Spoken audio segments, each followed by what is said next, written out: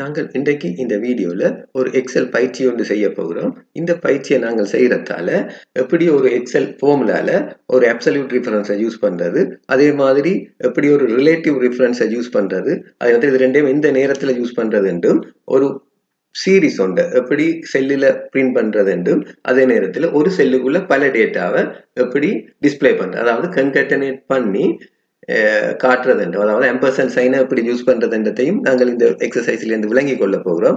இந்த எக்ஸசைஸ் முடிச்ச உடனே உங்களுக்கு இவ்வளவு விஷயமும் கிளியரா விளங்கி கொள்ளக்கூடியதாக இருக்கும். ரைட்? அப்ப நாங்கள் என்ன செய்ய போறோம் இந்த சைட்ல சிம்பிள், நாங்கள் செய்ய போற வேலை, நாங்கள் இந்த ஃபார்முலா டேபிள பிரிண்ட் பண்ண போறோம். ஃபார்முலா டேபிளோட ஃபார்மட் இந்த மாதிரி பிரிண்ட் பண்ணும். இங்க வந்து ஃபர்ஸ்ட் ஃபார்முலா, அதாவது இங்க ரோவில் அந்த ரோ நம்பர் வரப்போகுது, இங்க ஃபார்முலா நம்பர் வரப்போகுது. அது ஃபர்ஸ்ட் ஃபார்முலா வந்து 1 × 1 = 1, 2 × 1 = 2, 3 × 1 = 3, அப்படி ஃபர்ஸ்ட் ஃபார்முலா. அதே மாதிரி second formula, third formula, up to 16 formula வரணும். அப்ப இதுதான் நாங்க செய்ய போற எக்ஸசைஸ். ரைட்? அப்ப இந்த இடத்துல நாங்க என்ன சொல்றோம், ஒரே ஒரு ஃபார்முலா தான் நாங்க போட போறோம்.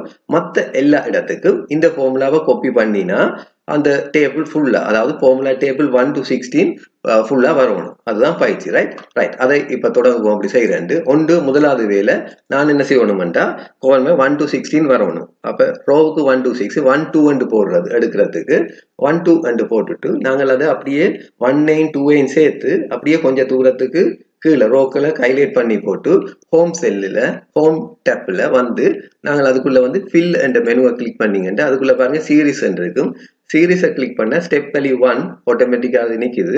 அதனால நாங்கள் முடிக்க வேண்டிய வேல்யூ 16 என்று டைப் பண்ணிட்டு என்டர் பண்ணலாம். ரைட்? அப்போ எங்களுக்கு 1 to 16 அங்கே டைப் பண்ணி வந்துட்டு, இங்கே கொலம் வைஸுக்கு எனக்கு 1 to 16 வேணும். அப்போ 1 2, இனி அதையும் அதே மாதிரி கொஞ்சம் தூரத்துக்கு நாங்கள் அதை ஹைலைட் பண்ணலாம். பண்ணி போட்டு சேம் திங் நாங்கள் திருப்பி செய்யணும். ஃபில் சீரீஸ், அதுவும் 16ஓட முடியணும். அப்போ நாங்கள் அதில் போயிட்டு 16 என்று டைப் பண்ணுவோம். அப்படி டைப் பண்ணினா எங்களுக்கு அதுவும் 16 மட்டும் எங்களுக்கு கோலத்துக்கு நம்பர் வந்துட்டு. ரைட்? அப்போ நாங்கள் ஆட்டோ ஃபில் பண்ணிட்டோம். நான் 16 மட்டும் டைப் பண்ண இல்லை, அது அதையே டைப் பண்ண சொல்லிட்டோம். ரைட்? ரைட். அப்போ நாங்கள் இந்த இடத்துல தான் ஃபார்முலா, இப்ப நாங்கள் ஃபார்முலாவை எப்படி செய்யறதுன்னு பார்ப்போம். ஃபார்முலா போடைக்க நாங்கள் என்ன செய்யணும்னா, ஒரே ஒரு இடத்துல தான் ஃபார்முலாவை போட போகிறோம். இங்க போட்ட ஃபார்முலாவை நான் கீழே காப்பி பண்ணிக்கையும் அந்த ஃபார்முலா தான் காப்பி பண்ண போறேன். மற்ற எல்லா செல்லுக்கும் அதே ஃபார்முலாவை தான் காப்பி பண்ண போறேன். அப்ப அதுக்கேற்ற மாதிரி நாங்கள் இங்கே போட வேண்டிய ஃபார்முலாவை போடணும். ரைட்? அப்ப இப்ப ஃபார்முலா போடுறது எக்ஸல் எங்களுக்கு தெரியும், ஈக்குவல் மார்க்க போடணும். எங்களுக்கு முதலாவது வர போறது இந்த ரோ நம்பர், ரோ. அப்ப இந்த ரோவில் எனக்கு இங்க 1 இருக்கு. அப்ப இதுதான் வரணும். அப்ப இங்க இந்த இடத்துல வருது எனக்கு A2, அது சரி, 1 என்றது A2. கீழே காப்பி பண்ணிக்க வந்து A3 A4 அப்படி வரும். அப்ப இந்த ரோ மாற போகுது, ஏ மாற இல்ல, ரோ மாறும். அப்ப இங்க நான் இந்த ஃபார்முலாவை இதே ஃபார்முலா இங்க காப்பி பண்ணது மாறும். அப்ப ரோ வைஸ் சரி. ஆனா இதே ஃபார்முலாவை நான் இங்கால காப்பி பண்ணிக்க, இங்க A2 இருந்தது, இங்க B2 வரும், இங்க C2 வரும். அது நடக்கக்கூடாது. அப்ப எனக்கு இந்த ஃபார்முலால A வந்து எனக்கு எப்படி என்று பார்த்தோம்னு சொன்னா, A வந்து அப்சல்யூட் ரிஃபரன்ஸ். ரைட்? அதாவது A மாறக்கூடாது, ஆனா ரோ மாறும்.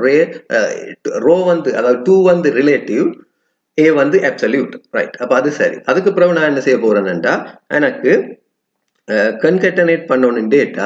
அதுக்கு நான் என்ன செய்யறேன்னு சொன்னா, கன்கட்டனேட் ஆபரேட்டர் வந்து நாங்கள் ஆம்பர்சன்ட் மார்க்கை யூஸ் பண்ணுவோம். ஆம்பர்சன்ட் தான் கன்கட்டனேட். இப்ப வந்து நாங்கள் ஒரு இன்டூ மார்க் வர்றதுக்காக எக்ஸ் என்றதை நான் டைப் பண்றேன். திருப்பி ஆம்பர்சன்ட் முடிக்கிறேன். அது அதாவது 1 இன்டூ வரணும் தானே, அதுக்கு இது போடுறோம். திருப்பி ஒரு ஆம்பர்சன்ட் இந்த இடத்துல வரணும். எனக்கு எது வரணும்னா இந்த ரோ கோலம். அப்ப இந்த ரோ நான் கீழே காப்பி பண்ணிக்க என்ன வரும்னா, இங்க இந்த இடத்துல இருக்க அது நான் B1 வருது, கீழே வரைக்கும் அது வந்து B2 C2 வரும். அப்படி நடக்கக்கூடாது. அது வந்து எப்பயுமே எனக்கு அது B1 தான் இருக்கணும். ஆனா இங்கால கொண்டு இந்த பக்கம் காப்பி பண்ணிக்க எனக்கு B1 இருக்கக்கூடாது, C1 இருக்கும். ரைட்? அப்ப இங்க பாத்தீங்கன்னா எனக்கு ரோ 1 ஃபிக்ஸ்டா இருக்கணும். ஆனா இந்த B என்றது இங்க இருக்க B இருக்கணும், இங்க வரைக்கும் C. அப்ப அது வந்து, அப்ப இங்க இந்த ஃபார்முலால B வந்து எங்களுக்கு வந்து ரிலேட்டிவ் ஆகும். இந்த ரோ வந்து எங்களுக்கு அப்சல்யூட்டா இருக்கணும். அதால அந்த ஃபார்முலாக்கு நாங்கள் என்ன போடுறோம் என்று சொன்னா, B$1, அதாவது ரோ வந்து ஃபிக்ஸ்டா இருக்கணும். ரைட்? அப்ப அதுல எனக்கு வரும், வந்துடும். இனி நான் திருப்ப ஆம்பர்சன்ட் மார்க்க போட்டுட்டு திருப்பி நாங்கள் ஸ்பேஸ் விட்டு ampersand மார்க்கை போட்டுட்டு அதில் நாங்கள் என்ன செய்வோம்னா ஈக்குவல் மார்க்கை போடுவோம். என்ற ஈக்குவல் சொல்லணும்.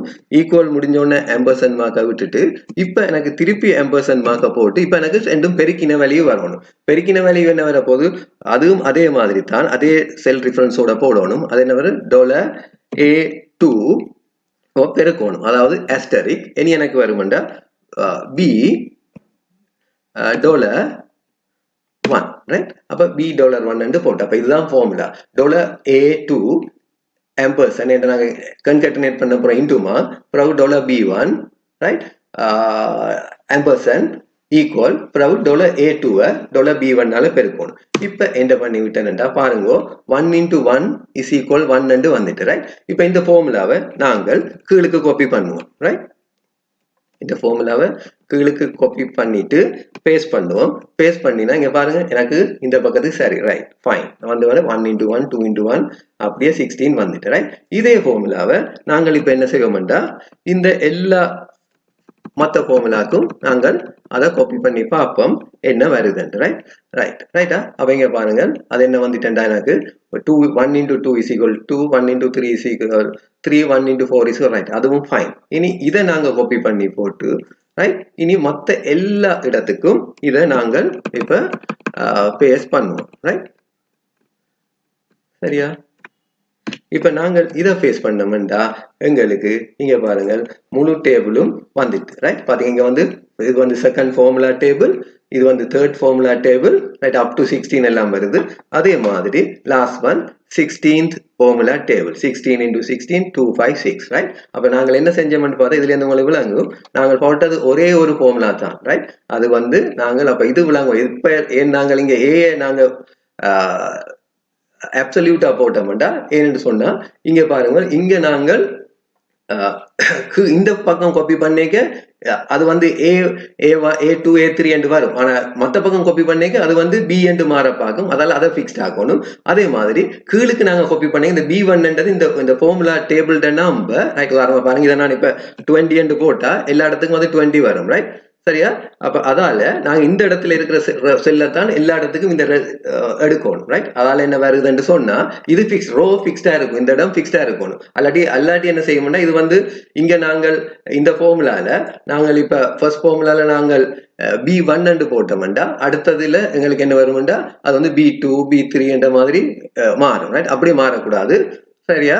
அங்க வந்து ரோ ஃபிக்ஸ்டா இருக்கும் அதாலதான் அங்க டாலர் போட்டோம். அதே மாதிரி அங்கால பெருக்கி போட்டுட்டு அதே நேரத்துல கன்கேட்டனேட் பண்ணிக்க நாங்கள் எப்படி ampersand சைனை யூஸ் பண்ணிக்கிறோம் ரைட். இந்த ampersand சைன் என்ன செய்யுதுண்டா இது ஒரு ஸ்ட்ரிங் இது ஒரு இன்டிஜர் வேல்யூ அவ எல்லாம் அதே மாதிரி இது ஒரு இன்டிஜர் இது ஸ்ட்ரிங் வர்றதையெல்லாம் நாங்கள் என்ன செய்யறோம் என்று சொன்னா ஸ்ட்ரிங் வர வேண்டியதுக்கு நாங்கள் இன்வெர்டட் கமாக்காக சிங்கிள் கோட்டுக்குள்ள கொடுக்குறோம் மற்றது நாங்கள் அப்படியே கொடுக்குறோம். அப்போ அந்த ampersand என்ன செய்யுதுன்னா அதுக்குள்ள வரக்கூடிய வேல்யூகள் எல்லாம் கன்கேட்டனேட் பண்ணி எங்களுக்கு இதுக்குள்ள செல்லுக்குள்ள டிஸ்பிளே பண்ணுது ரைட். அப்போ அதுதான் இது. நீங்கள் வேணுமெண்டா இந்த ஃபார்முலா வேணி நீங்க அழகுபடுத்துறேன்டா செஞ்சு கொள்ளலாம். இப்படியே நீங்கள் ஒரு 16 மட்டும் போட்டுட்டு அதோட ஃபont கலரை மாற்றலாம் அதோட பேக்ரவுண்டை கூட நீங்கள் மாற்றி கொள்ளலாம். அதே மாதிரி இதுக்கும் அதே செய்கையில நீங்கள் செஞ்சீங்கன்னா டேபிள் கொஞ்சம் அழகா இருக்கும் ரைட். அப்ப இந்த வீடியோவை நீங்க முழுமையா பார்த்திருந்தா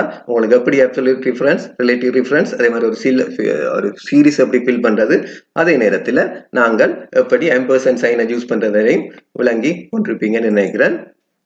உங்களுக்கு பிடிச்சிருந்தா இந்த வீடியோ மத்தாக்களுடன் ஷேர் பண்ணிக்கோங்க. மீண்டும் இன்னொரு எக்ஸசைஸ்ல சந்திப்போம். வணக்கம்.